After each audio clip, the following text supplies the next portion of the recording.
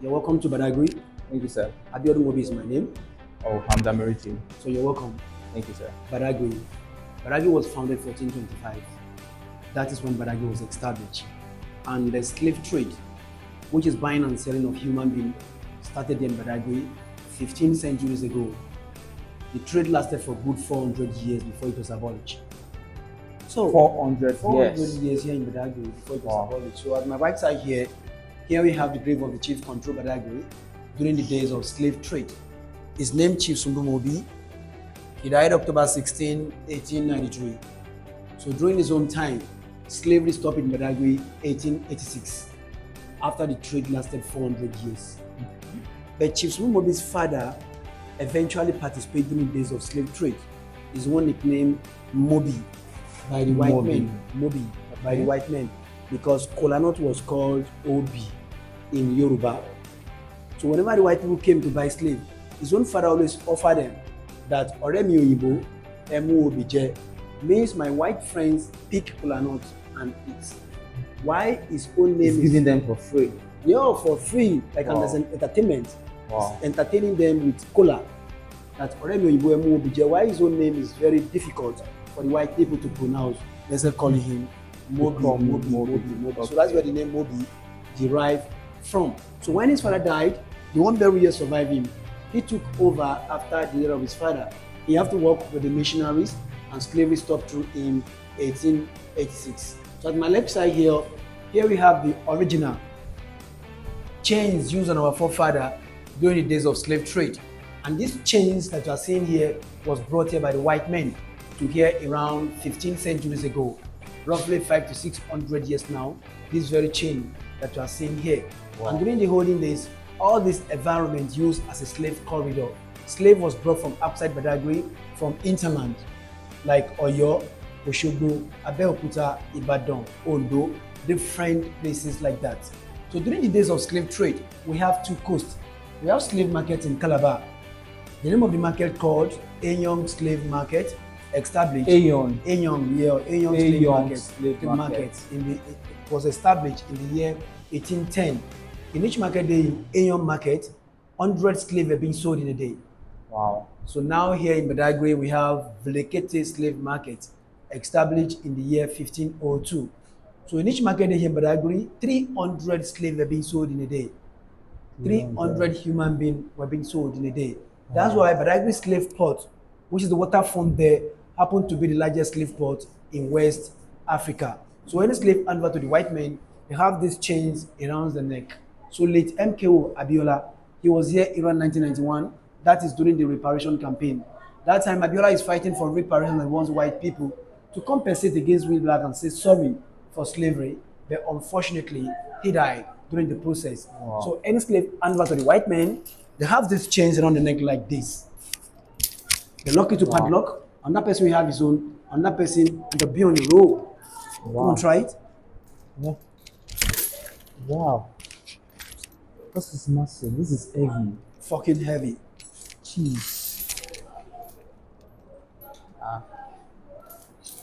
So after fixing these around their neck, this was fixed on two people's leg, as in one person's leg here, another person's leg. They lock it to padlock. And two of us continue walking, going at the same time at once. They still on stubborn slave who refuse to work on the farm. They have to force his hands by force, up to his wrist.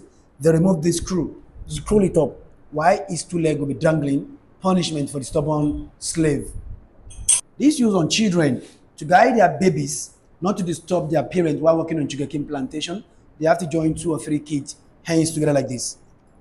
They lock down padlock while their parents busy. Even the kids. Busy working on the farm. And this also used for their mouth to guide those slaves not to eat or not to talk to the one another while working on sugarcane plantation. So this is very, very horrible, so bad. So this was used for 3 purposes. The first purpose is they put this object into a fire when it is very red hot. They used to make an hole. Wow. Both up and down.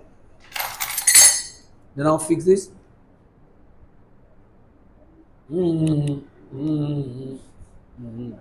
Wow. They draw the leaves out and lock it with padlock like this and like that to guide them not to eat or to talk to Just the like one. this. Yeah.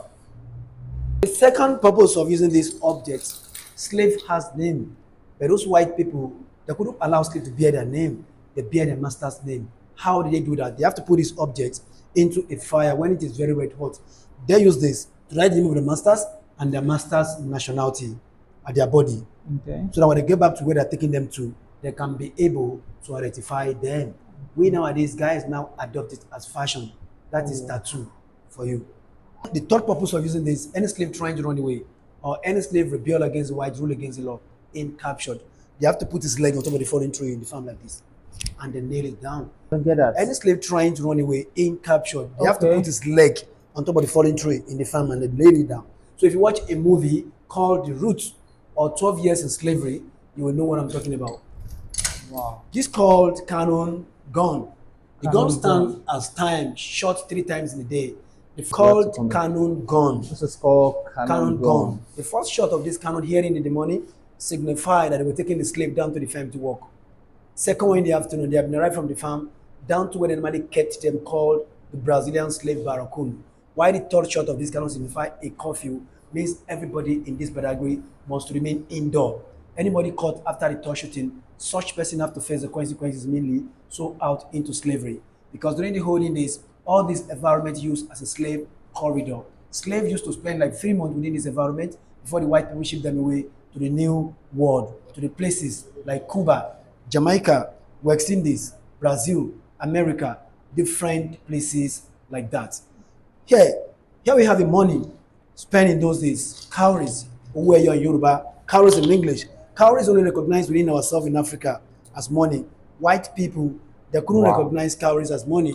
In order for them to buy slave, they practice trade by barter. Barter. So they have to bring Okay. things like gunpowder, iron, cotton, mirror, umbrella, salt, assorted spirit.